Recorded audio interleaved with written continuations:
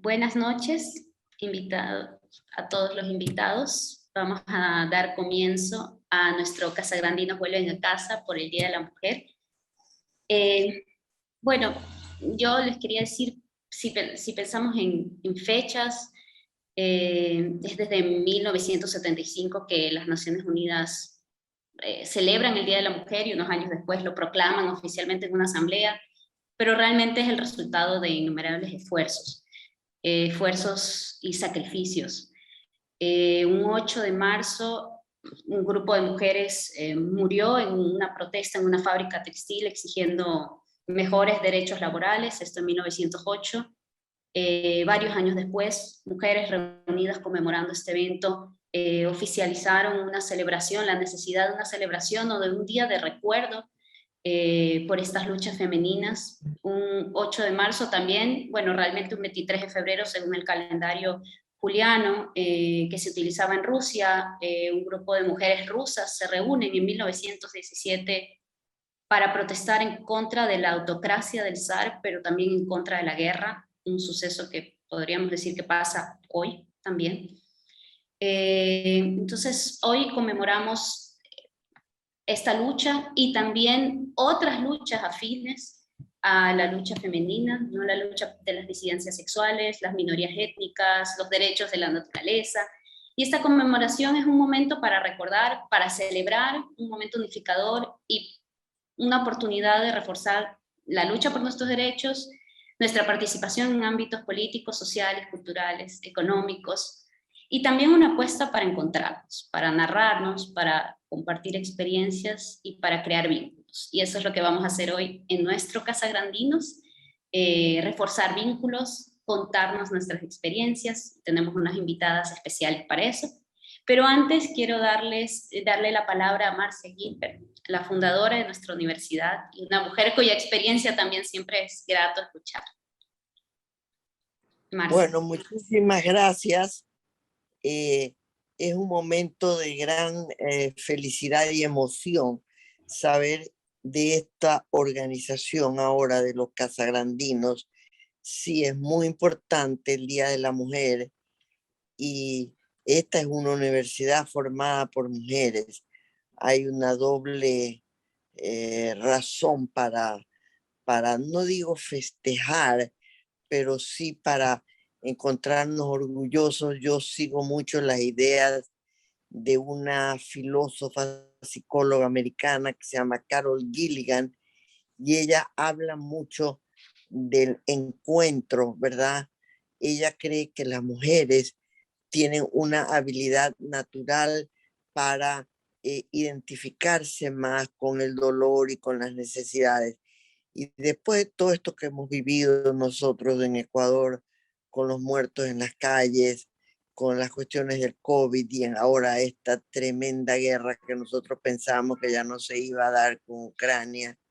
Entonces, yo creo que las mujeres tenemos una responsabilidad inmensa de traer ese elemento de solidaridad a nuestra especie, que es maravillosa, ha sido capaz de inventar la ciencia, la filosofía, el arte, etcétera, y sin embargo todavía tenemos algunas reacciones primitivas y crueles en las que salen perjudicadas mujeres y niños y hombres también. No se trata de desecharlos, se trata de valorarlos y ayudar a nuestra especie.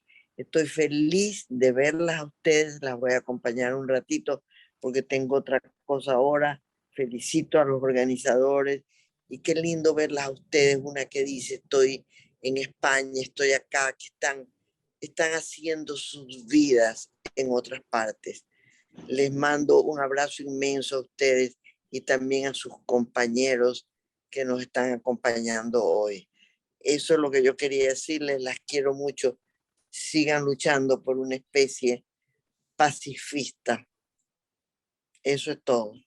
La paz y la vida. Muchas gracias, Marcia. Tenemos como invitadas a exalumnas cuyo trabajo admiramos y que desde diferentes profesiones ligadas sobre todo a la comunicación, al arte, a la pedagogía también, Nos van a compartir sus experiencias y desde esta sumisión de un contexto en donde todavía es necesaria, imprescindible la lucha por los derechos. Voy a presentarles muy brevemente a cada invitada y le voy a dar paso a que cada una de estas invitadas se presente y nos cuenten un poco de su trabajo, de su trayectoria. Vamos a comenzar justamente con Elizabeth Zambrano de Artes Escénicas, exalumna de Artes Escénicas. Eli, bienvenida. Gracias, hola, buenas noches. Hola, te voy a decir solo 2 palabras sobre ti, te voy a dar la palabra. Bueno, Eli fue una alumna excelente en la carrera, siempre nos sorprendía con sus proyectos, con sus propuestas, con su compromiso. Es activista, feminista, LGBTIQ+, artista, educadora que centra su interés y habilidades artísticas en la promoción y defensa de causas sociales.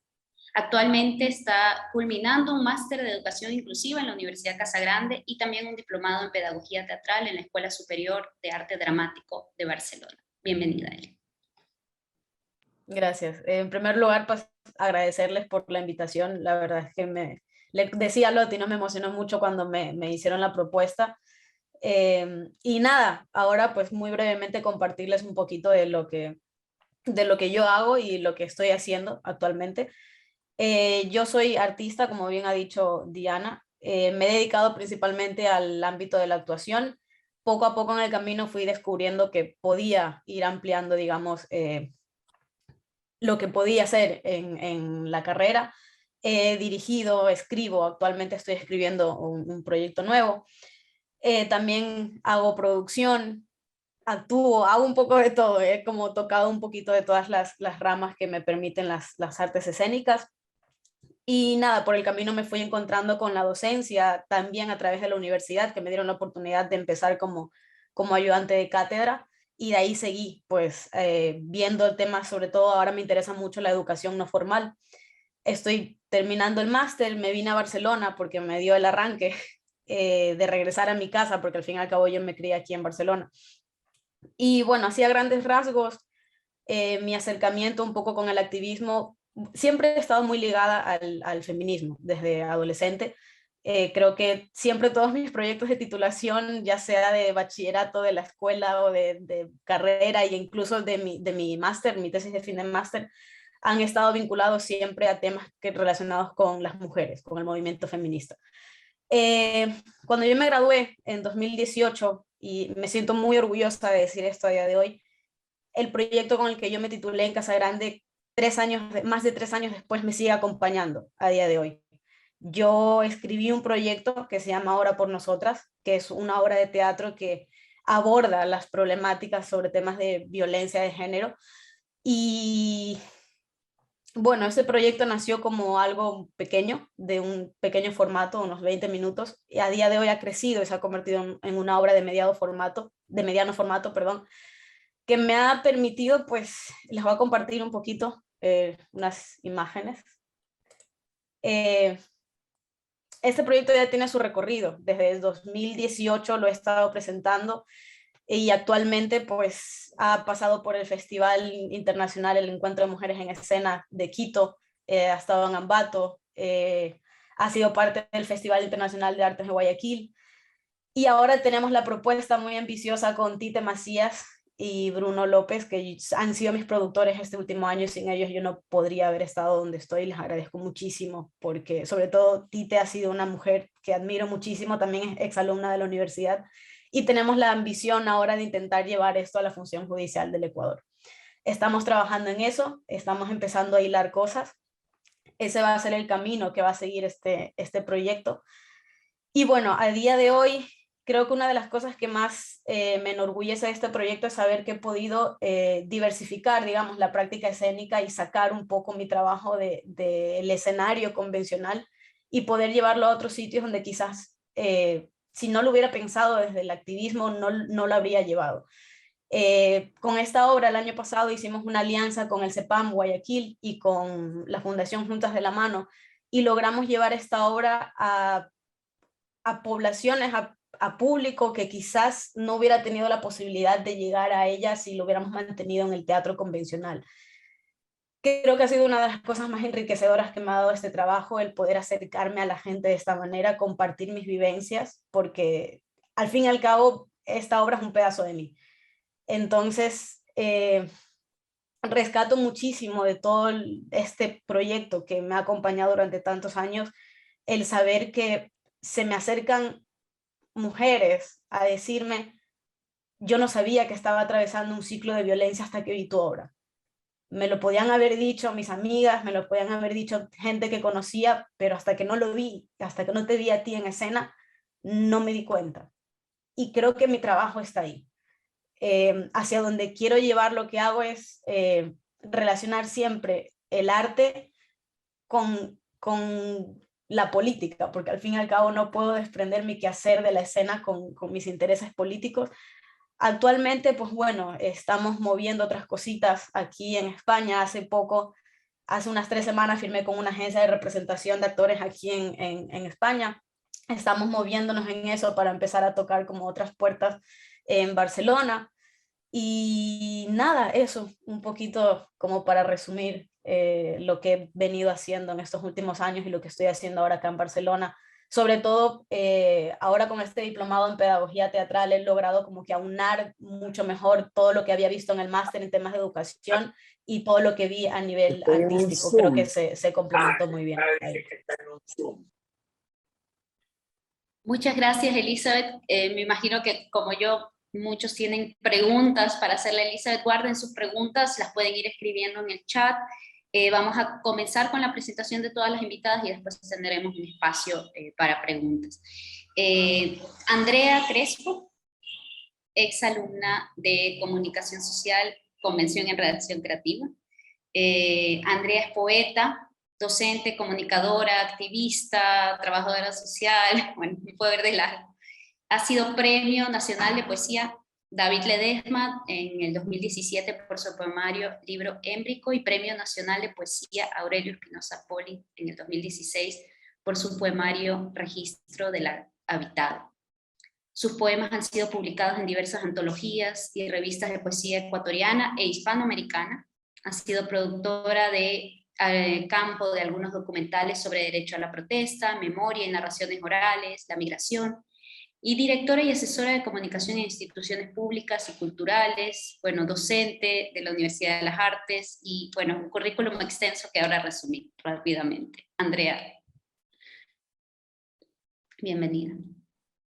Gracias Diana, Marcia, Rodrigo por esta invitación. Es bueno volver a Casa Grande, un espacio en donde me formé y donde, debo decirlo al inicio, para mí fue muy complejo porque mis intereses de educación o mis intereses, digamos que un poco de lo que me apasionaba, no estaban muy claros inicialmente. Cuando yo era muy jovencita, recuerdo que cuando yo tenía tal vez unos 5 o 4 años, mis tíos me llevaron a un cine.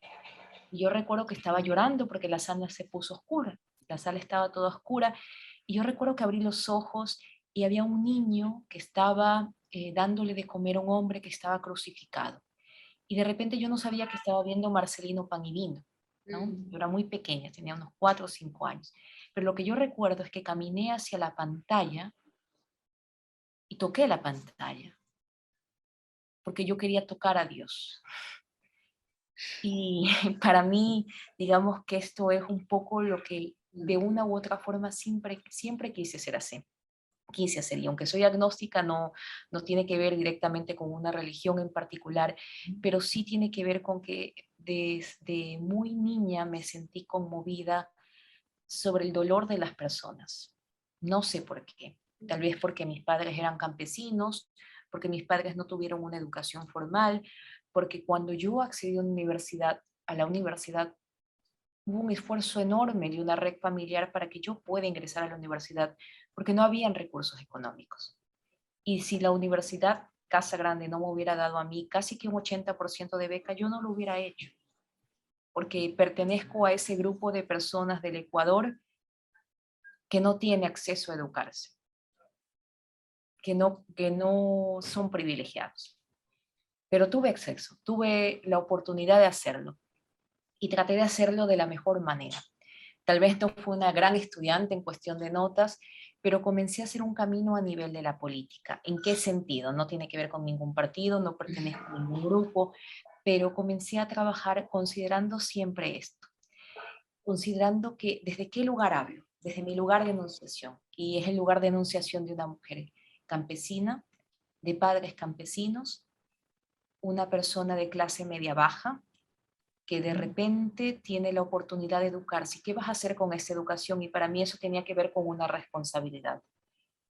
Cuando comencé uno de mis empleos primeros, iba a la universidad y al mismo tiempo locutaba en radio, al mismo tiempo y por suerte y obra, digamos que de todas las cosas se dan, conocí a Carolina Portalupi en la Universidad Casa Grande. Ella me llevó a trabajar justo cuando fue nombrada ministra del Litoral.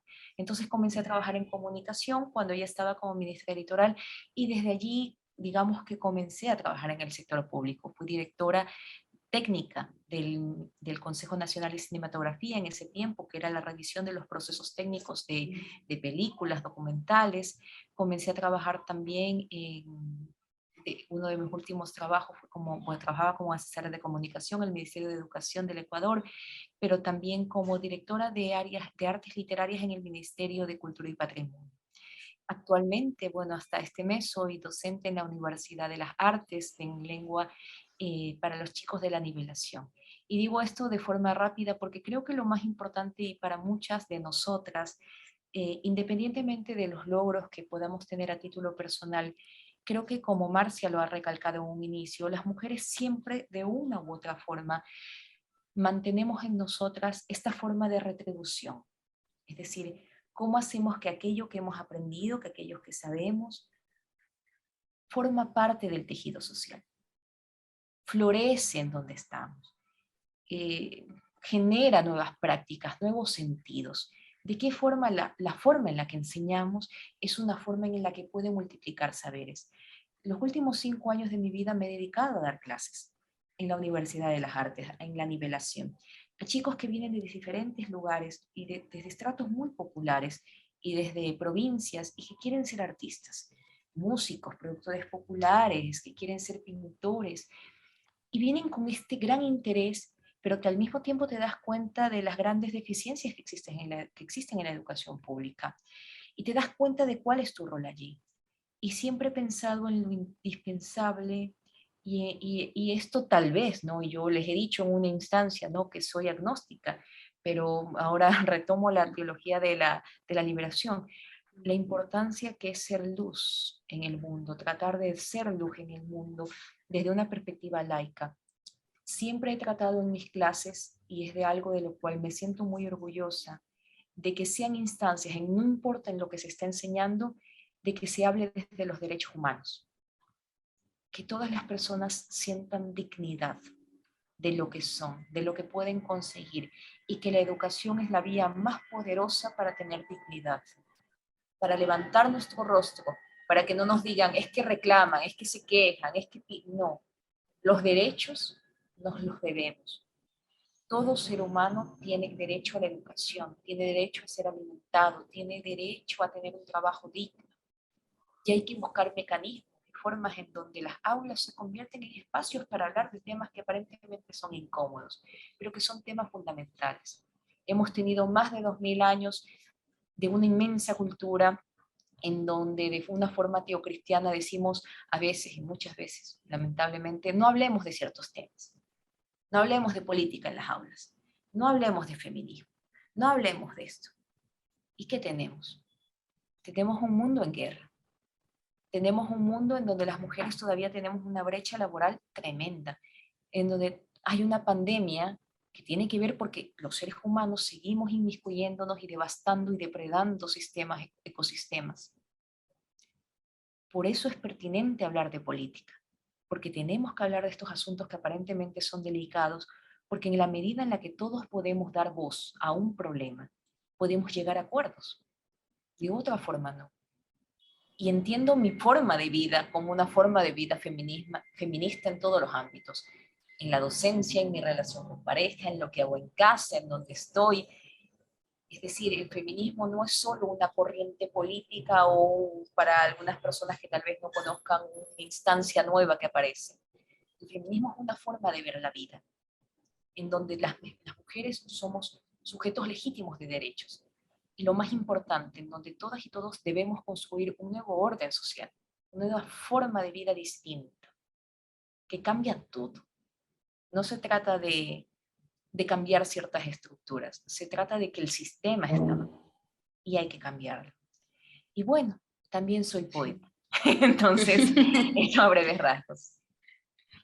Muchas gracias, Andrea. En la presentación de las dos, de Elizabeth y de Andrea, nos han compartido detalles de su vida y cómo esa historia de vida permea también su búsqueda, su obra, y cómo hay una honestidad de compartirla e integrarla en su trabajo. Me parece muy valioso eso, ¿no? De hecho, había futuras preguntas que él quería hacer sobre la docencia y que tú y Andrea ya las tocaste, esto que puede desde el feminismo aportar a la educación, pero realmente a todas nuestras actividades.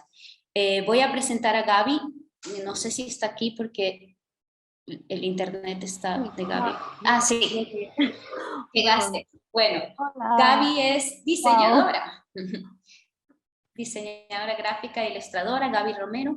Ha trabajado en varias áreas de diseño y Gaby, mencionas en tu biografía que constantemente vinculas tu profesión, no sé si por una búsqueda tuya, por coincidencia, con el trabajo con las ONGs, con el trabajo social o con el diseño para un fin social. Tienes también un mini proyecto personal, el estudio Nómada Independiente, me gusta esta idea de Nómada, One Woman Studio. Que también sueles trabajar en proyectos de mujeres y One Doodle per Day. Bueno, cuéntanos de eso. Cuéntanos de tus proyectos. Wow, en realidad no sé cómo voy a poder superar todo lo que dijeron mis previas expositoras, porque un poco lo que yo quisiera hablar es más sobre la búsqueda dentro de ser una persona creativa, que es algo que me está pasando ahorita. Entonces, no sé, espérenme un ratito.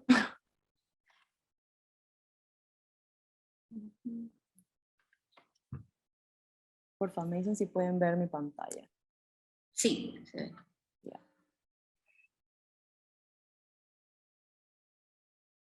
Gaby, okay. Tal vez si apagas tu cámara no consumes tantos megas y así se escucha bien.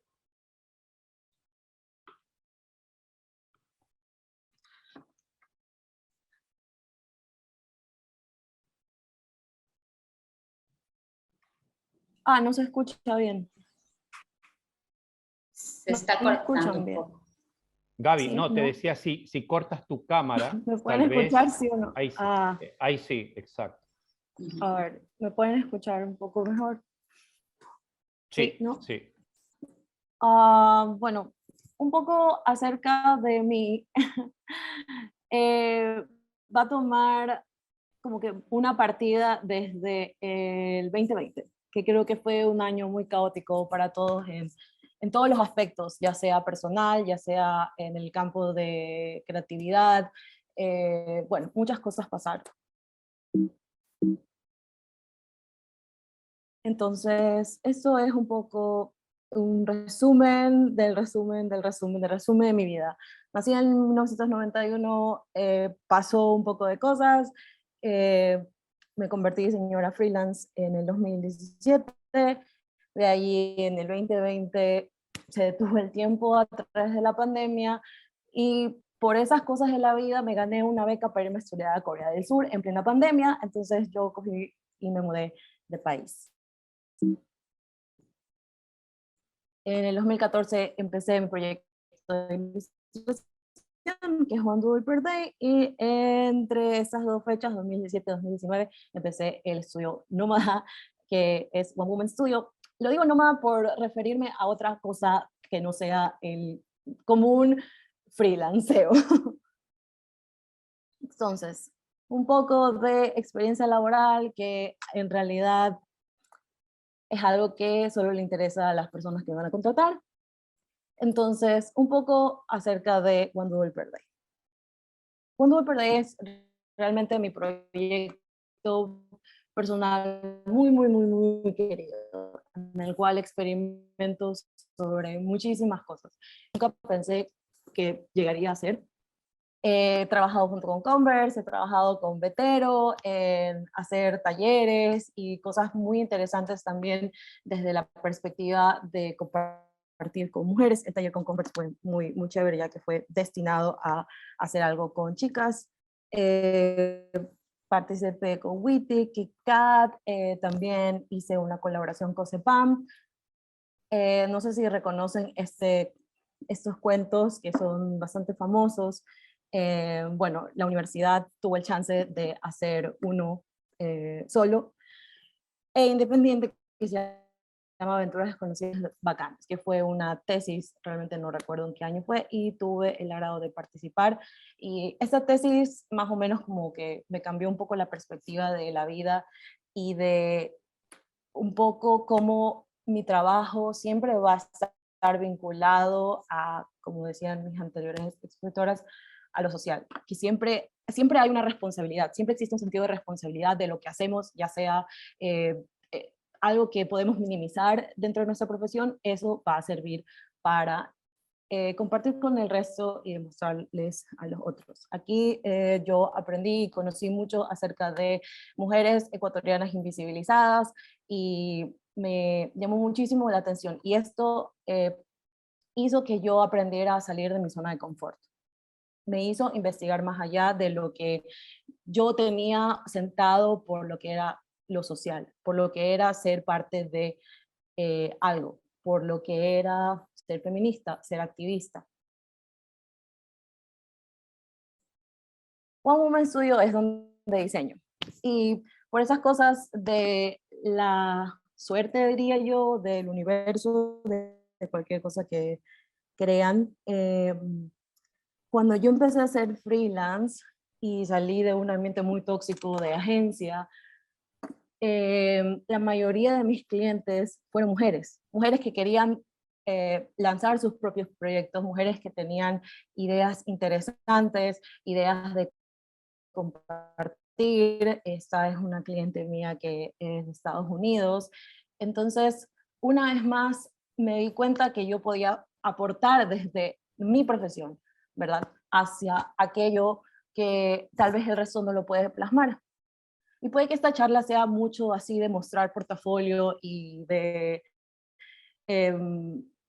resaltar eso como algo mío desde este punto, pero las causas sociales siempre van a estar allí, los eventos siempre van a estar allí. Como dijeron mis compañeras, la lucha y la forma en la cual uno va a poner su granito de arena siempre va a ser importante. ¿Ya? Estas mujeres eran mujeres que literalmente se manejaban con ciertos presupuestos o siempre querían ir más allá, y yo les pude otorgar esa facilidad a través de, en este caso, el diseño.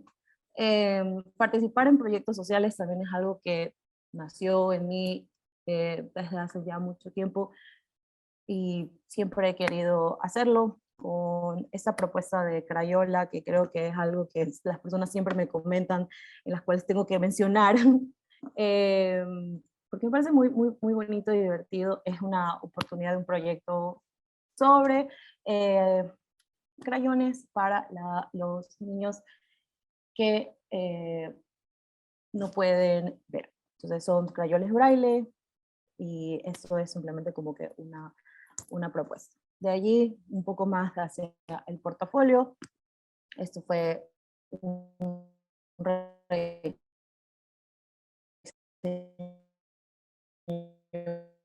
completo que hice en Dulac. Ahora, ¿por qué menciono que todo esto solamente le va a interesar a una persona que le va a contratar? Pero más allá de eso, ¿quién soy yo? Yo soy mi trabajo, yo soy esta persona. ¿Puedo desvincularme netamente de mi trabajo como diseñadora, mi trabajo como ilustradora? Entonces, tengo ahorita 30 años, en mi perspectiva, en la perspectiva en que la sociedad me ha lamentablemente criado, en la cual he crecido y la cual me quiero deconstruir, no he logrado nada. Tengo $35 en mi cuenta de banco, no he hecho un máster, pero he hecho todas estas cosas y todas estas vivencias y todas estas experiencias que me gustaría contar y seguir compartiendo. Entonces, creo que desde el ámbito creativo, del ámbito de ser mujer dentro de una industria, yo me he topado con estos golpes de, pero si no has hecho esto, ¿por qué? Si no lo has logrado, aún ya tienes esta edad. Entonces, es algo que sigue siendo parte de nuestra sociedad laboral. Siento que de alguna forma eso es lo que tiene que cambiar y eso es lo que en parte debería ir evolucionando y lo que podemos enseñar al resto. Entonces, si no tenemos un ambiente laboral, un ambiente que nos permita tomar nuestras propias decisiones, un ambiente en el cual seguimos teniendo que exigir por nuestros derechos, un ambiente en el cual tenemos que seguir enfrentándonos netamente a esas construcciones sociales que pueden ser muy clichés, pero aún existen. Y hay un poco de mujeres que no se dan cuenta y no las sobrellevan de la forma en la que yo estoy aprendiendo a sobrellevarla. Entonces, como siempre en todas las charlas, porque yo juro que soy súper mega importante y que tengo soy un referente en la vida de la gente, encontré esta frase que dice, estás donde se supone que debes estar, que es siempre yendo hacia el camino donde tienes que seguir. Entonces, eso es un poco lo que quería poder exponer dentro de mi perspectiva, ya que no sabía cómo enfocar en sí una charla, porque he tenido muchas crisis existenciales sobre si mi trabajo soy yo, si yo soy mi trabajo, si he pasado 30 años trabajando en vano, bueno, no 30, obviamente, desde el 2014 que me gradué, he pasado en vano. Entonces, este tipo de cosas creo que también son importantes compartirlas, que no siempre alcanzamos las metas que nos proponemos, o mi meta siempre va a ser diferente a la de otra persona. ¿Por qué seguimos como que en vez de apoyarnos en las pequeñas cosas, estamos obligándonos a como alcanzar cosas preestablecidas? Y como decía antes, puede sonar muy cliché, pero esto es algo que es lo que siento que vamos desconstruyendo poco a poco. Siento que ahora es muy importante hablar sobre que no hemos fallado cuando no alcanzamos una meta, que no hemos desperdiciado nuestro tiempo cuando alcanzamos una meta. Y eso también en parte es la transición hacia las nuevas generaciones que vienen, cosas que se puede hablar del resto. Cuando no exiges, cuando no hay como esta presión en realidad de manera como sociedad, puede ser que muchas cosas nuevas salgan. Y así yo sigo descubriendo muchas etapas sobre mí como persona, como mujer, como creativa, y mi siguiente paso, que es como han mencionado el resto de mis compañeras, me encantaría poder ser profesora, me encantaría, o sea, mi siguiente paso en serio sería la docencia. Y quién sabe en cuánto tiempo lo logre, quién sabe si puedo impartirlo de manera profesional, oficial, pero eso es un poco acerca de lo que les puedo contar. Y eso, gracias. Gracias, Gaby. Bueno, tienes reflexiones o dudas que están relacionadas a la docencia, así que te invito a continuar haciéndote estas preguntas sobre qué se valora, desde dónde se lo valora. Y también creo que están relacionadas con nuestras búsquedas. Gracias. María, nuestra última invitada, María Paula Mera, hola, es Planner Estratégica de DB. Fue seleccionada para el programa CEP 2021 de Cannes Lions. ¿Lo dije bien? Sí, perfecto. Sí. Lideró el panel Creative Empowerment en el reciente Lions Edit, que es un evento de réplica de Cannes Lions en Ecuador, para hablar sobre lo importante de tener más mujeres en el ámbito creativo. María Paula, cuéntanos un poquito más de este evento y bueno, de tu trabajo. Buenísimo. Si quieren, les puedo presentar así súper cortito. Yo no tengo una presentación súper elaborada con mi portafolio. Lo quería hacer súper corto, contarles un poquito mi experiencia. No sé si lo ven ahí. ¿Ahí lo ven? bueno, Sí, este es un poquito lo que soy, creo que está un poco desactualizado también, pero Diana, ya lo mencionaste, bueno, yo soy planner estratégica de Paradise DDB, que es una agencia de publicidad donde justamente, bueno, hago todo el tema estratégico, pero antes fui redactora creativa, y eso es importante, bueno, por lo que voy a contar después, pero en el 2019 también me seleccionaron para el programa de Roger Hatchwell Academy y el Google Creative Campus como representante de Ecuador, donde aprendí muchísimas cosas. Ahí yo ya era redactora en la agencia, en Paradise, y en ese programa fue, y con mi experiencia en Cannes, fue donde descubrí mi pasión por el planning, algo que yo nunca había escuchado. De hecho lo escuché una de las líderes de planning de una red de agencias increíble, y bueno, preguntando fue algo así como inesperado, me enamoré del planning y bueno, ahora soy planner estratégico en Paradise. Luego de unos años también fui seleccionada, bueno, el año pasado, para ya no ser parte como estudiante de esta experiencia de Cannes, sino fui course facilitator, es decir, fui parte del equipo que construyó esta experiencia. Éramos 3, y lo más increíble de esto es que es la primera vez que una mujer era parte de ese equipo para crear el Roger Hatchwell Academy. Entonces fue una experiencia increíble, aprendí muchísimo porque pude ver los dos lados, ¿no? En el 2019 aprendí de todo lo que nos mostraban los panelistas y todo lo de la experiencia, y luego fui parte de crearla, que fue increíble porque eran estos 30 estudiantes de cada uno de diferentes países, donde yo, como ya tenía esta experiencia, decía, no, quiero que ellos aprendan de esto, que sea súper abierto, y básicamente este es un programa, bueno, sorry que no lo introduje, pero este es el programa más diverso de Cannes Lions, de la Academia de Young Lions.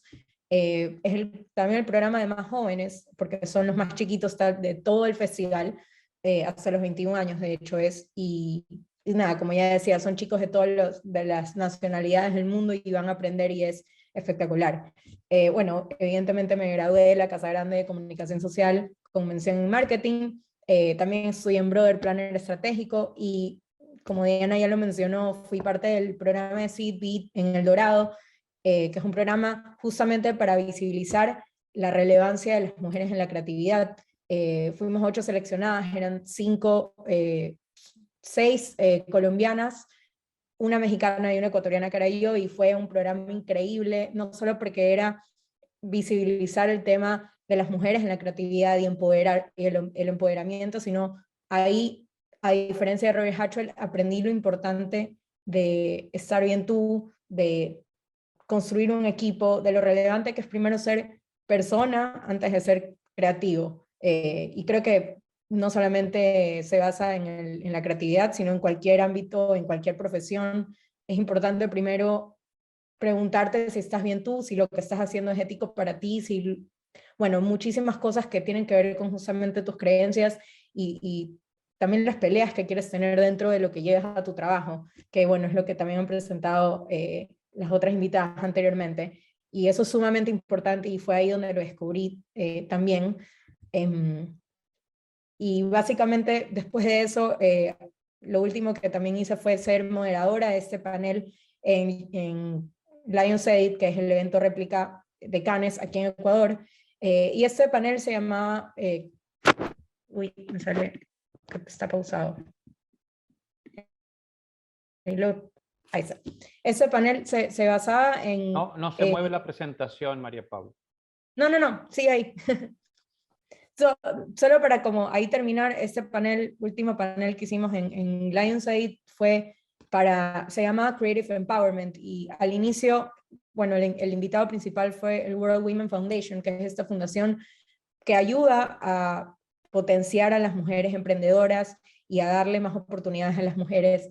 Y fue increíble porque parte de las invitadas evidentemente eran mujeres importantes de la industria creativa de diferentes países y todo, pero dentro de la organización no solamente estaba la CEO, que es Rupa Dash, sino también parte de un miembro del board, que es Maximilian Calet, que justamente fue increíble porque él se preguntaba si podría ser parte o no de la conversación, él al ser hombre, y es sumamente importante también que los hombres sean parte de la conversación de por qué las mujeres tienen que estar dentro del ámbito creativo y lo importante que es potenciar sin importar el ámbito de que hablemos a las mujeres. Entonces, bueno, ese conversatorio fue increíble, porque no solamente hablamos de por qué es importante, sino de cómo ponerlo ya a la acción, cómo podemos evidenciar mucho más justamente a las mujeres en la creatividad, desde incluso los procesos que tenemos dentro de las agencias,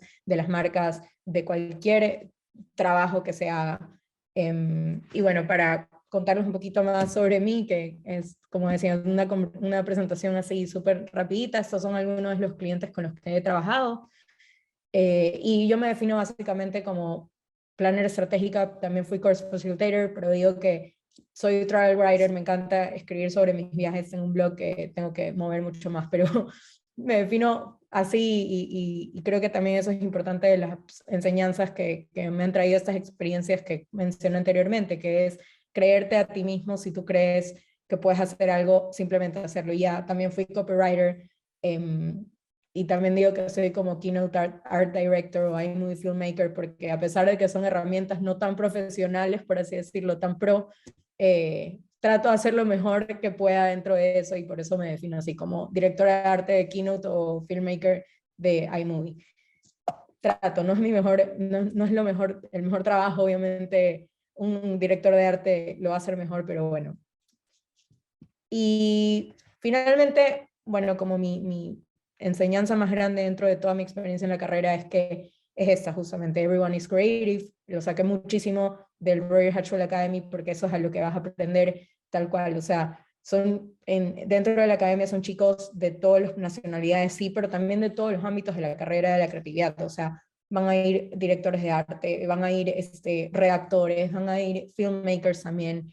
Y ahí es donde realmente yo dije, wow, o sea, cualquier ámbito de la creatividad es importante, y eso es una pelea que yo tengo como muy presente justamente con el planning estratégico, porque muchas veces no consideran que los planners somos creativos, o las planners somos creativas, que no son parte del equipo creativo, que no pueden hacer ideas, porque se basan en la estrategia, es mucho más de los resultados y los objetivos del cliente, y en realidad no es así, y es una pelea que yo tengo como muchísimo es una meta que tengo en realidad, como mi objetivo de romper ese estereotipo de que alguien, por ejemplo, una ejecutiva de cuentas no es creativa, o una planner estratégica no es creativa también. Entonces, eso es un poquito sobre mí. De hecho, bueno, quienes saben que quién es Anselmo Ramos, es uno de los mejores creativos en el mundo ahora mismo, justamente publicó esto de por qué solamente los creativos tienen portafolios. Finalmente todos podríamos tener portafolios, o sea, incluso alguien alguien de medios, alguien de PR, un estratega, todos podríamos tener ese portafolio porque todos somos parte también de la idea, y también de cualquier persona podría venir una buena idea, una idea ganadora. Hay muchísimos casos de ganadores que han venido de alguien de cuentas, de alguien de planning, de alguien de PR. De hecho, justamente Cannes lo demuestra, ¿no? Ya hay muchas categorías donde todos podemos incluso especializarnos mucho más, o sea, desde la estrategia, desde el PR, y bueno, para no seguir con eso, aquí para pasar un poquito, eso no tenía que estar, pero para finalizar como lo que tenía aquí, es, él también puso esta frase que a mí me encanta, que es este post, él siempre publica cosas súper interesantes y cool y súper inspiradoras, y finalmente con lo que me quedo aquí es celebrar todo el trabajo que tú hagas, porque muchas veces pensamos que, incluso por ejemplo con lo que mencionaba de la estrategia, es como muchas veces no pensamos que nuestro trabajo es tan importante en el ámbito creativo porque solo hicimos esa parte, o porque solo aportamos por tal cosa, o no sé, y creo que es lo relevante de poder celebrarlo todo, celebrar que tú aportaste esa parte dentro de ese gran caso, o incluso que lo hiciste, e incluso celebrar como justamente que eres parte de ese equipo, que pudiste hacerlo, que lo lograste. Creo que esas son como de las mayores enseñanzas que he tenido de estas experiencias. Realmente no tenía una presentación preparada, pero básicamente así se resume un poco mi experiencia y eso. Muchas gracias, María Paula.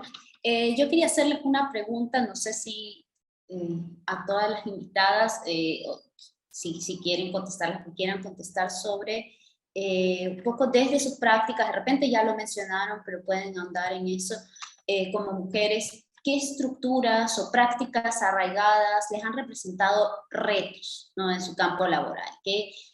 ¿Con qué problemas se han enfrentado que tienen quizás relación, o ustedes han analizado que tienen relación con el ser mujer, ¿no?, o con el ser un cierto tipo de mujer? Un poco reflexionar sobre eso. No sé si alguien se anima. Elizabeth, de repente, tú que trabajaste en una obra de teatro que justamente reflexiona sobre esta condición y sobre lo que se les dice a las mujeres, ¿no?, y que la presentaste en varios espacios. ¿Con qué te has encontrado? ¿Qué prácticas arraigadas o estructuras que se oponen a tu propuesta reflexiva has encontrado? Yo creo que tengo la suerte y la desgracia al mismo tiempo de que el teatro y la escena me permiten trabajar con mis emociones y con las de la gente. Entonces esto puede ser un arma de doble filo muchas veces, pero me permite reflexionar desde muchos ámbitos, ¿no? Desde eso, desde mis propias experiencias y tomar prestadas vivencias de otros. No solamente a partir de esta obra, sino también me doy cuenta de que a día de hoy puedo mirar con mucha más perspectiva cómo yo abordaba mis trabajos y cómo lo estoy haciendo ahora. Haber tenido la posibilidad de trabajar este proyecto durante tantos años me ha permitido que cada vez que lo remonto sea bajo una óptica distinta. Y yo me he cuestionado mucho, sobre todo ahora que estoy haciendo el diplomado en pedagogía teatral, acerca de mis propias prácticas pedagógicas y sobre cómo yo he recibido ciertas enseñanzas también. Y me doy cuenta de que, al menos en mi caso, la pedagogía teatral es algo que tiene que ser reestructurado completamente. Ahora, después de que he estudiado el máster en educación inclusiva aquí en Casa Grande, retomo una frase muy valiosa que me quedo de María del Carmen Barniol. Nos dijo en clases que cuando tú asumes la docencia, tienes que asumir que eres ejecutor de derecho. Y creo que a veces eso no lo tenemos muy claro. A veces nos enfocamos, creo yo, al menos como artistas, en torturar tanto al estudiante, en que la disciplina de la escena es esto y que la disciplina es esto otro y que tienes que sacrificarte y flagelarte hasta tal punto que se vuelve desgastante. Yo creo que eso, para mí, esas prácticas tan dominantes tienen mucho que ver con la estructura patriarcal. Y hay que empezar a deconstruir y reestructurar muchísimas cosas en los procesos pedagógicos, porque creo que el hecho de ser artista o ser especialista en una rama no te garantiza que tú puedas ser docente.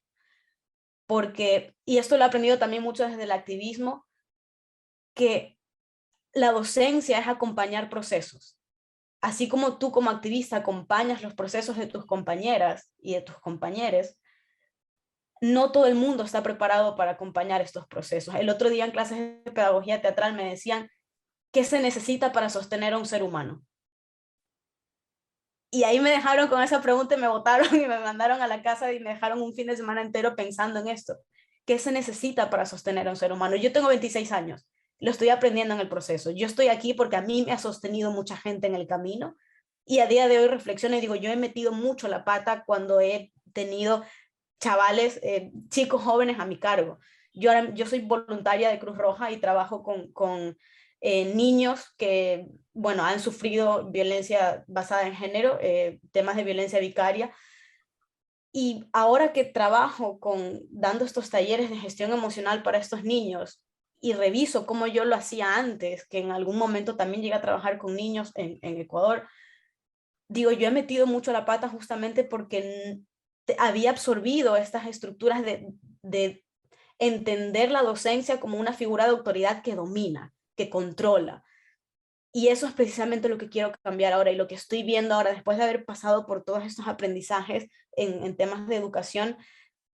creo que hay una cosa que nos afecta mucho, y es que el otro día en clases de bioenergética me decían que nosotros entendemos mucho la agresividad como violencia, y la agresividad no es violencia, la agresividad es energía.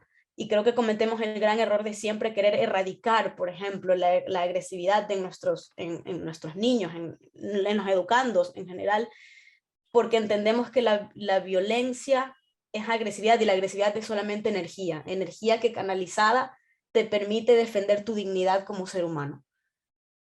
Entonces, todas estas reflexiones a mí me han llevado a entender que estamos teniendo como unos enfoques que para mí son bastante cuestionables de la práctica docente, al menos en las artes, que es en lo que a mí más me toca.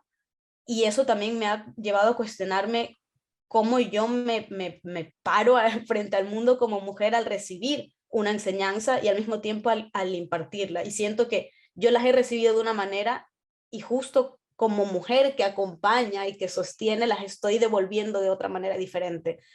Y eso lo agradezco por un lado, y al mismo tiempo me hace pensar en que el camino es sumamente largo, porque siento que todo lo que voy a aprender hoy, mañana me lo voy a cuestionar, y me encanta saber que me cuestiono y que me cuestionen a mí totalmente.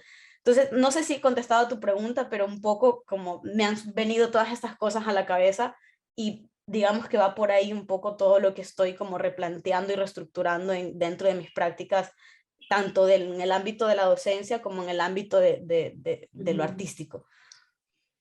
Eli, ya que tú tocaste el ámbito de la docencia, voy a duplicar la pregunta para Andrea, que también es profesora, y me gustaría que hables sobre cómo su feminismo ha permeado sus clases, la forma de organizar sus clases, y cómo sensibilizar también a los estudiantes en estos temas.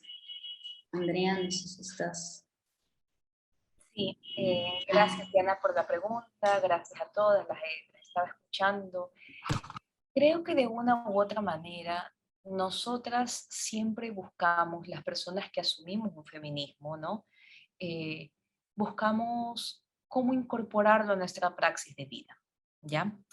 En mi caso, cuando yo comencé a trabajar en el CEPAN formalmente, era en el año 2012, comencé a trabajar en el CEPAN, pero previamente, ya desde el año 2009, tenía acercamiento a movimientos feministas a través de diferentes instancias de, digamos que de organización política, ¿no? Es decir, ya estaba, conocí a compañeras que tenían años, ¿no? Trabajando en el feminismo, principalmente mujeres que venían trabajando desde un proceso, por ejemplo, el CEPAN inicia de hecho con un proceso de legalización de tierras para mujeres.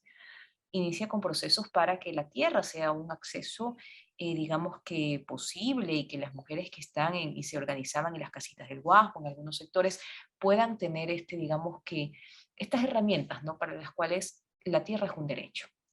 Entonces, cuando yo comencé a trabajar con organizaciones o a vincularme desde muy joven, tal vez 22, 23 años, la lucha de la tierra era algo que estaba allí, ¿no? Que era importante, ¿no? El derecho no solo a la vivienda, sino a tener una vivienda digna, tener acceso a agua. Y también estaban otros asuntos que se derivaban de la vivienda, ¿no? Porque comenzabas a resolver temas de vivienda o ampliar temas de vivienda, y luego venía, bueno, ¿qué ocurre en esas viviendas? Ocurre que estas mujeres que luchan por tener la tierra, estas mujeres que luchan por cultivar la tierra, estas mujeres que tienen acceso dificultoso al agua, no tienen cubierto la seguridad, es decir, que sus maridos llegan a las casas y son violentadas. Entonces, por un lado tenías a unos partidos, por así, políticos, a unos movimientos políticos que hablaban de puertas para afuera de la necesidad de tener derechos humanos para todos, el derecho al trabajo, el trabajo digno, tarará, etcétera, etcétera, pero llegaban a casa y transformaban todos esos reclamos de libertad y todos esos reclamos, digamos que de derechos humanos, en opresión hacia las mujeres. Entonces, claro, viene este lema, ¿no? En las calles son el Che y en las casas Pinochet. Porque lo son. Porque muchas veces los compañeros se comportan de esa forma, ¿no?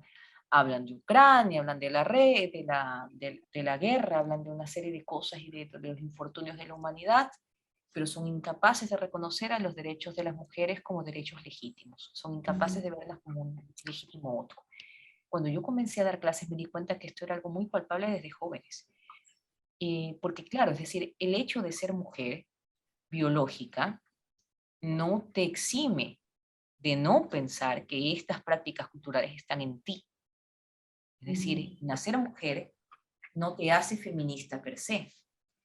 Incluso si eres una mujer en tránsito, una mujer en trans, tampoco te exime de, ¿ya?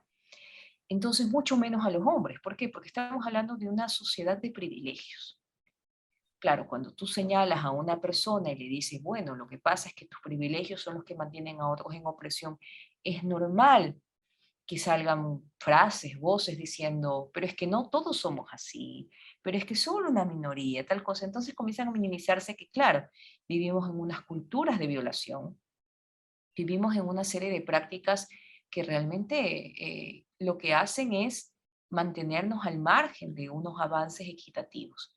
Por ejemplo, podemos participar en empresas, podemos participar en la vida social, obvio, no estamos en Ecuador como en una situación como en Afganistán, no estamos usando un burka, no somos sujetos a mutilación sexual femenina. Y uno podría decir, bueno, es que estamos bien, pero las mujeres aún no podemos decidir sobre nuestro propio cuerpo. Y los dictámenes sobre los que no podemos decidir sobre nuestro propio cuerpo, por ejemplo, el acceso a anticonceptivos, el acceso al aborto, son prejuicios morales.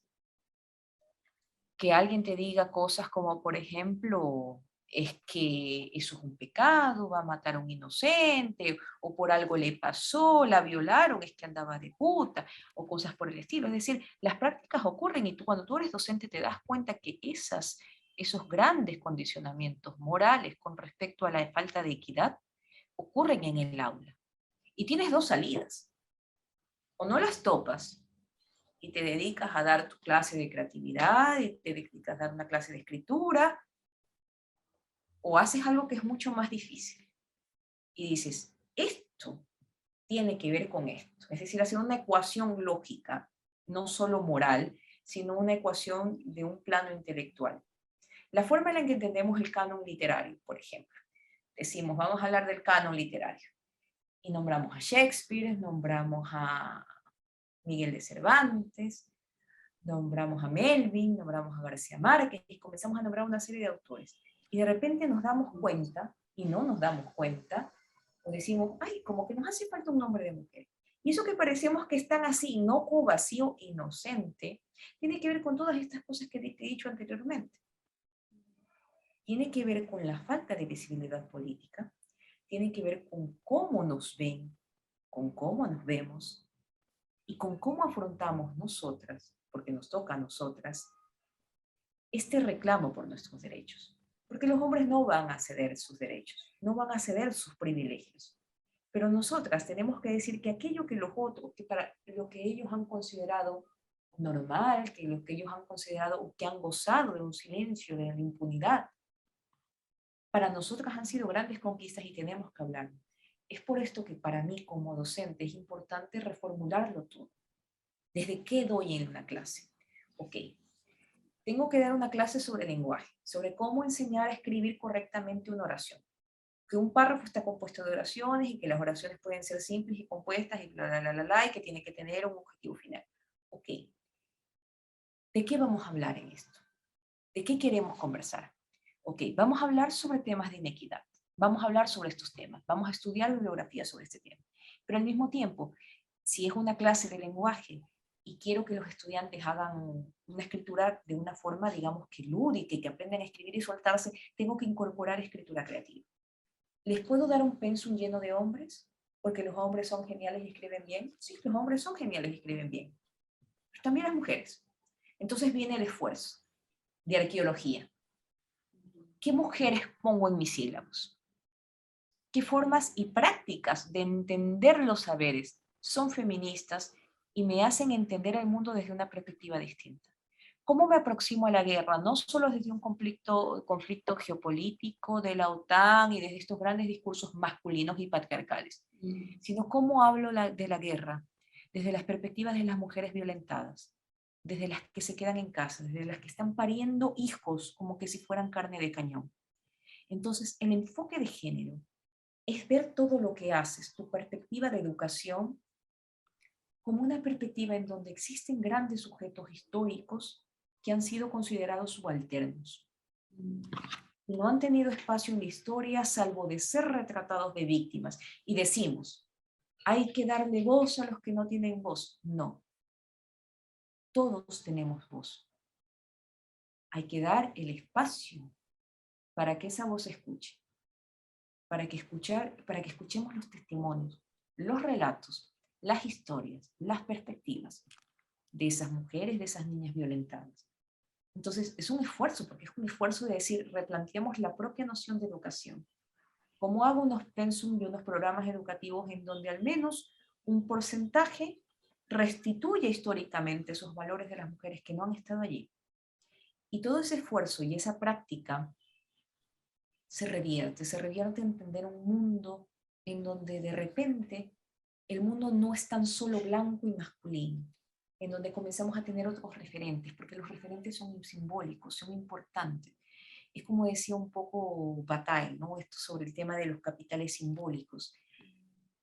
Cuando uno lucha en los capitales simbólicos, uno piensa en estos sistemas de representación que marcan hegemonías, pero hay que disputar la hegemonía, hay que disputar los roles, hay que trasvestir los signos, hay que dotarlos de distintos significados, hay que hacer que en el canon entren muchos, que entren otros, que sea plural, para que la gente pueda elegir y para que la educación sea una educación en igualdad.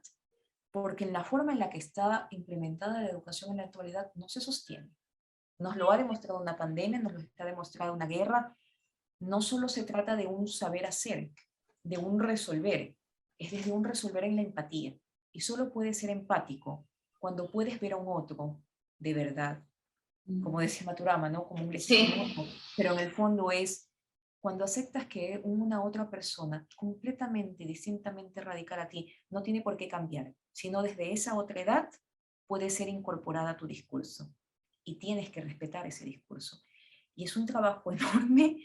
En el aula implica mucha resistencia. Yo he tenido muchísimos llamados de padres, esto les va a parecer muy chistoso, de algunos padres, de gente muy chiquita, ¿no? Que me dicen, es que la profesora dijo que mi hijo vaya a la marcha LGBT y si mi hijo se va a hacer LGBT, como si yo tuviera un super rayo, ¿no? Así que vamos a transformar a todo. Me encantaría, ¿no? Hacer a todo el mundo feminista con un rayo. Sería mi deseo más profundo, pero no puedo. Entonces, no se trata de eso. Se trata de que es importante que incluso los hijos, las hijas, los hijes y las paternidades y maternidades aprendamos que la educación es expandida, es fuera del aula, y que la educación formal de las personas que acuden a la universidad debe ser pensada así, como un dínamo, como un dinamizador para que se convierta en educación no formal para otros que no acuden a la universidad, pero que son impactados por esa vida. La vida de las personas, nuestra vida, debe iluminar a todos. Y tenemos que hacer vidas que nos muevan, que muevan al mundo, porque no sostenemos esta oscuridad, no podemos sostener más las formas de la vida, en las que pensamos en una forma necropolítica, en donde asesinamos a otro, en donde no nos importa un cerro, porque es solo un cerro, porque es más importante una urbanización, porque no pensamos de forma ecofeminista, porque no pensamos en una forma transversal. La vida de cada ser que tiene la fortuna de estar en una educación formal tiene que ser una vida que ilumine la vida de los demás. Tiene que ser transformadora y la educación debe ser así. Debe movilizar al ser humano, tiene que movilizar el ser. Yo trabajo mi clase, cada clase así. No sé si lo he logrado. A veces creo que sí, por momentos creo que he causado incendios, por momentos ha causado destrozos, pero si no vemos así la docencia desde la pasión, y toda nuestra vida, todo lo que hacemos desde la pasión, es muy poco en lo que podemos realmente aportar. Creo que yo siento muchas veces cansancio cuando siento que en lugares importantes de la vida más importa un nombre que una experticia. Y sin embargo creo que a pesar de gobiernos aparte, corporaciones aparte, creo que también los cambios que se ocurren en la escena de la micropolítica, es decir, la de los hogares pensados como instituciones en donde va a ir un chico y va a decir, bueno, aprendí esto en clase y se lo va a contar a su padre, a su madre, a sus tíos, a sus hermanos. Es decir, creo en las instancias en donde las acciones bien llevadas, bien construidas, los procesos de cambio bien estructurados a una instancia personal, uno por uno, son multiplicadores. Y creo que de eso se trata el feminismo que practico. Gracias, Andrea, que es muy enriquecedor todo lo que dices. Y yo justamente a partir de lo que tú mencionabas de los referentes, ¿no? De la importancia de tener referentes o de estimular miradas múltiples, pensaba en Gaby en el mundo del diseño y María Paula en el mundo de la publicidad, ¿no? Un poco sí, pensaba que tanto están integrando otras visualidades, o qué temas faltan, o qué retos también tienen esos mundos en términos de construir imágenes o construir narraciones. En el mundo del cine, por ejemplo, hay por un lado un mercado que responde integrando a su producción, a la producción cinematográfica, personajes femeninos, pero a veces en códigos muy parecidos a las estructuras no hegemónicas. Es una heroína, o sea, es simplemente un cambio de fórmula. Me pregunto qué tanto hay una reflexividad feminista, pero también se visibiliza mucho más actualmente el trabajo de cineastas. Entonces podríamos decir que por un lado se suben al patín feminista al mercado, ¿no? Explotándolo un poco, y por otro lado también hay una reflexividad, también hay una búsqueda. ¿Qué pasa en el diseño o en la publicidad? Gaby, María Paula, si quieren comentar un poquito. Sí, lo mío creo que va a ser un poco corto porque ahorita estoy así como embelesada con todo lo que ha dicho Andrea, o sea, solo no puedo, como que quiero hacer retweet, tap, a todo, porque en realidad opino exactamente lo mismo. Y yo creo que he tenido la suerte de, mientras atravesé mi año, aparte, he aprendido muchas de las cosas que Andrea menciona, o sea, sobre esas otredades y sobre esas otras formas en las cuales leemos a las demás personas, en las cuales las otras personas leen ciertos códigos que se preestablecen como, o sea, dentro de la sociedad. Entonces, dentro del ámbito visual, dentro del diseño, siempre estoy, como dice Andrea, es un poco una lucha también constante de que no sea solamente el intercambio de vender o atraer o de promocionar o de, lamentablemente esa es en parte la visualidad de lo que es, lo que conocemos por el diseño.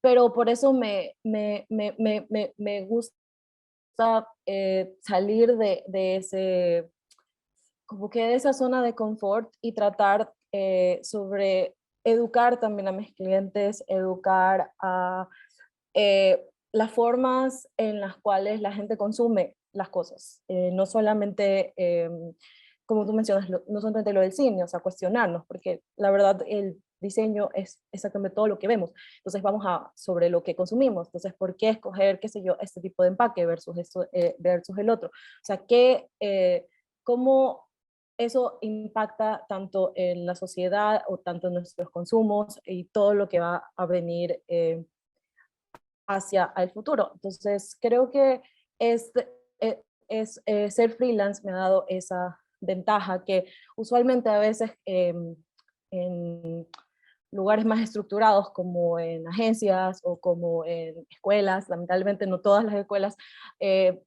tienen a personas como Andrea, es esa lucha constante de romper esos estereotipos que, como mencionaba en mi presentación, yo también los tengo. Es más, yo solita tratar de definirlos y tratar de romperlos, creo que ha sido también parte de este crecimiento como profesional, porque yo también caía en las mismas acciones cuadradas, en las mismas acciones de no pensar en las otras edades, de no pensar en los otros, o sea, siempre pensaba pensaba en, bueno, esto no va a tener un impacto, esto no va a cambiar nada, cuando en realidad sí, si siempre mencionamos acerca de globalidad y de cómo actuamos como sociedad, o sea, siempre tenemos que ver cuál es nuestro rol dentro de eso, o sea, qué podemos cambiar y qué podemos aprender del otro, y así creo que es una de las cosas que me gustaría que el diseño también impacte. Hablándolo desde ya el ámbito social, siempre que puedo, dentro de mi conocimiento, porque siento que soy muy ignorante en muchos temas de sociedad, feminismo, pero es algo de lo cual me nutro constantemente, escuchando y a las personas que exponen sobre eso. Entonces es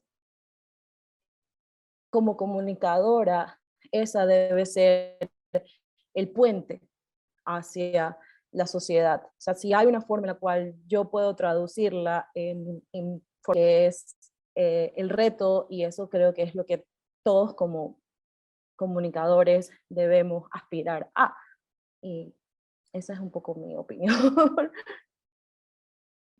No, súper de acuerdo con lo que estás diciendo, Gaby, porque, bueno, de hecho, el diseño tiene mucho que ver con la publicidad. O sea, a mí no me gusta decir publicidad porque finalmente es creatividad, y lo que hacemos en publicidad, por así decirlo, puede ser, como dijo Gaby, un empaque, puede ser un aviso, un print, pero también puede ser una película, también puede ser un comercial, puede ser un post que es, no sé, cuando estás saliendo de tu casa y abres cualquier red social. Entonces, finalmente, como la comunicación y la creatividad podría estar en cualquier lugar, y es por eso lo relevante de tener referentes y de poder tener, o sea, esa identificación con las mujeres. Y de hecho, bueno, últimamente, en los últimos años, la comunicación y la creatividad se han volcado a eso, a tener representación de no solamente mujeres, pero de diferentes culturas, de edades, de diferentes, por ejemplo, shapes de cuerpos. Creo que a eso se está volcando la publicidad o la creatividad, como a mostrar a las personas mucho más reales, y evidentemente a las mujeres también. De hecho, por eso, bueno, hablando ya desde Cannes, tienen estos programas de CEPID, y me encanta porque cuando fui entendí el nombre, porque muchas decían Seed Beat, ¿por qué? Es como súper redundante. Seed Beat, ¿por qué no puede ser solamente Beat? Es como, ya, quiero serlo y ya. Pero realmente es porque si tú no lo ves, no lo puedes ser. O sea, necesitas ver referentes, ver a mujeres líderes, necesitas tener a esas líderes a quienes seguir para poder serlo tú también. Y al serlo tú, vas a tener también el chance de enseñarle a otras mujeres que vienen, no sé, que son más pequeñas, que quieren ser como tú, que quieren cambiarse la carrera en la que tú estás, que quieren hacer las cosas que tú haces. Entonces, evidentemente, eso vive dentro de lo que tú haces, o sea, en los procesos, por ejemplo, dentro de una agencia, donde tienes que tener líderes mujeres, y la igualdad y todo, pero también en el trabajo que haces, o sea, siempre estar súper consciente de que va a haber alguien que está viendo esa comunicación que tú estás haciendo, y probablemente se va a sentir identificado, y lo increíble que se siente identificado por primera vez. De hecho, bueno, dije lo de las películas y eso porque, no sé, recientemente me vi Encanto, ya que no tiene nada que ver con publicidad, pero ha sido súper importante porque todo el tema de la representación de la cultura latina, de los colombianos y todo esto fue increíble, pero me encantó que han salido muchos posts de la gente tomándole fotos a sus hijos, a sus hijas, que se sienten identificadas con la protagonista. Y es como, wow, nunca había visto una película de Disney que tenga mi pelo y salen estas niñas con los churritos, y es como, en serio se sienten identificadas, yo también puedo ser ella, puedo ser una princesa, puedo ser, o sea, ya hablando como en relación a la representación de lo que de lo importante que es. Entonces, creo que es totalmente importante, no solamente desde la carrera y tener a líderes y saber que tú también puedes serlo, porque ves a esta mujer que lo está logrando, sino también dentro de la comunicación, porque somos sumamente responsables de lo que hacemos todos los días, de hacer comunicación, de que la gente se sienta representada y no dañarles el día, no hacerlos sentir mal por una comunicación que finalmente es totalmente falsa, o eso, que donde no te puedas sentir representado, que evidentemente es un reto sumamente fuerte, y cambiar todos los estereotipos de la comunicación y la creatividad que se han venido construyendo por muchos años, pero creo que estamos en el camino. Hay muchísimo que hacer, evidentemente en Ecuador muchísimo más, pero creo que vamos en un buen camino. Espero que cualquiera que trabaje en comunicación esté súper consciente de eso. Muchas gracias, María Paula. Quiero abrir el micrófono para el público. Si alguien quiere hacer una pregunta, por cuestiones de tiempo, vamos a aceptarlas ahora. No sé si alguien tiene una pregunta, porque, bueno, tenemos a nuestras invitadas solo unos minutos más. Elizabeth creo que ya es abogada también. Vamos a Yo ver. quisiera preguntarle a Gaby cuál fue tu experiencia durante ese año que estuviste en Corea del Sur. ¿Cómo te aportó? Tú eres la que te fuiste, ¿no es cierto? ¿Cómo te aportó, digamos, la Sí. cultura, la gente, en general, el diseño, si estamos hablando de la mujer, ¿no? La perspectiva de la mujer, ¿sí?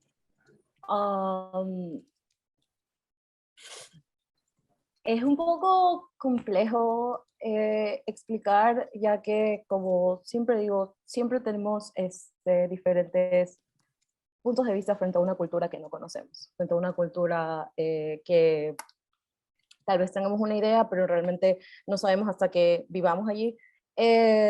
Justamente mañana, miento, hoy, porque ya es 9 allá, son las elecciones. Entonces, el país está paralizado, y lo interesante de ver de un país que demuestra que es tecnológico y demuestra que tal vez está dentro de la categoría de primer mundo, es un país que es muy machista, es un país que vive un patriarcado muy fuerte, es un país donde no hay representación de minorías. Es más, el candidato que va a la cabeza quiere eliminar el ministerio que avala un poco por parte de las minorías, tanto mujeres como la comunidad LGTBIQ. Entonces, para mí fue bastante choqueante esa parte que no conocemos de Corea del Sur, más allá de la cultura, más allá del idioma, obviamente, pero me pareció muy interesante conversar con mujeres coreanas en las cuales me decían, pero esto es normal. Entonces, ¿hasta qué punto, o sea, se ha normalizado y hasta qué punto, qué es lo que se ve dentro de una cultura completamente distinta, donde una cultura que siempre nos estamos comparando, diciendo, ay, pero es que mira el ámbito tecnológico, esto de aquí, cuando en realidad, y puede sonar muy fuerte lo que voy a decir, es literalmente un pueblo dentro de un pensamiento muy, muy arcaico, ¿ya? Que solo ha manejado evolucionar frente a otras cosas. Y ese tema me parece muy interesante de hablarlo, y yo creo que igual no voy a tener tanto tiempo de expresarme porque en realidad no es el porqué de la pregunta, pero me parece interesante cómo todas estas cosas influyen en tu forma de ver la vida, tu forma de ver tu sociedad y tu forma de cómo vas a cambiar tu sociedad. Entonces, a mí Corea me enseñó muchísimo dentro de este aspecto, dentro de la lucha constante que igual existe por la desigualdad económica. Creo que la brecha salarial entre hombres y mujeres en Corea es del 38%, si no me acuerdo, si no me equivoco, perdón. Entonces, visto todas estas formas, siempre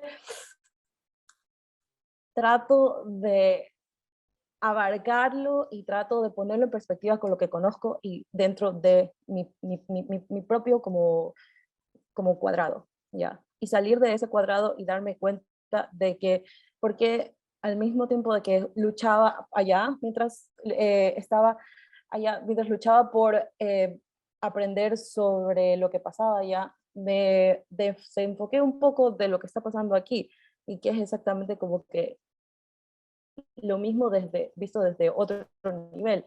Entonces, el resumen, Corea es un país increíble. Corea es un país increíble, Las personas que tienen cierta perspectiva de Corea lo van a disfrutar. Es muy difícil vivir allá, la educación es súper difícil, el nivel de educación es, creo que yo regresé un poco con traumas, pero es una experiencia que me gustaría como que compartir más a fondo y no solamente plasmarla ya que nuestro tema es otro en realidad. Entonces, sí quisiera como que encontrar otro como momento en el cual poder hablar acerca sobre estas cosas. Y cosas en cuanto al ámbito de diseño, como decía, es un país muy tecnológico, hay cosas que las resuelven solamente a través del celular, cosas que aquí aún hay una brecha que se puede decir que en unos 5 años podemos llegar a alcanzarla. No sé si hay otro tipo como que de curiosidad frente a este país, pero quería un poco ponerlo bajo el tema que estamos conversando, ya que no todos aquí somos diseñadores, no todos aquí sabemos términos en los cuales yo pueda hablar desde ese punto, desde esa perspectiva, y más que nada, como estamos hablando del tema de la mujer, creo que eso es un tema interesante que si sienten curiosidad frente a eso, puede investigarlo acerca de este país. Gracias. ¿Alguien más tiene alguna pregunta? Las invitadas. Los chicos que están por aquí.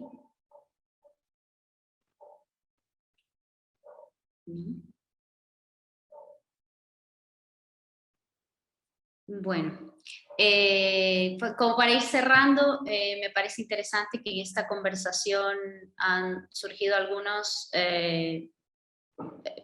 preguntas para todos nosotros, para mí también, para mi práctica docente. La alineación me parece interesante de los feminismos con de hecho, en muchas ONGs está alineado, ¿no?, el feminismo con el cambio climático, con la lucha de otras disidencias sexogenéricas. Entonces, el feminismo como una forma de vida, ¿no?, que permea muchas actividades. E incluso cuando tú decías, María Paula, la revisión me parece interesante, no solo de los referentes, de estos referentes heroicos, ¿no?, de estas mujeres que han sido invisibilizadas en la historia, sino también la revisión de otros papeles, ¿no? Tú decías, en las agencias se piensa, de repente no es solo el creativo, somos todos parte de este engranaje. Entonces, parece interesante estos temas que han surgido, como para ir cerrando, y que todas ustedes aportaron en la charla. Bueno, Rodrigo quiere decir algo, no sé. No, simplemente, bueno, agradecerle a las 4 por su tiempo y por dedicarse a nosotros. Y creo que es una gran tarea. O sea, el tema pareciera que, y ahora yo lo digo desde la vereda del frente, ¿no? O sea, pareciera que el feminismo es una lucha que tienen las mujeres. El feminismo, los hombres necesitamos que nos ayuden a entender y apoyar el feminismo, porque obviamente no es un tema de yo me enfrento a ti, que pareciera que eso a veces, ¿no?, cuando la gente tiene como una opinión muy, muy superficial, pareciera que fuera eso, y no es eso. Pero necesitamos, yo creo que como sociedad, y particularmente los hombres, necesitamos aprender mucho de ello. Y por eso también agradezco el tiempo que se han dedicado a contarnos y a hablarnos, porque de verdad, o sea, para nosotros a veces hay cosas que nos pueden parecer muy relevantes y que tienen que ver con nuestra ignorancia y con nuestro sesgo a mirar muchas cosas. Y por eso creo que es muy importante el tema de aprender entre todos a tener esta mirada. Eso, simplemente eso. Así que gracias. Muchas gracias a todas nuestras invitadas. Gracias por ese comentario y para el cierre. Cerramos entonces con esto el evento. Gracias.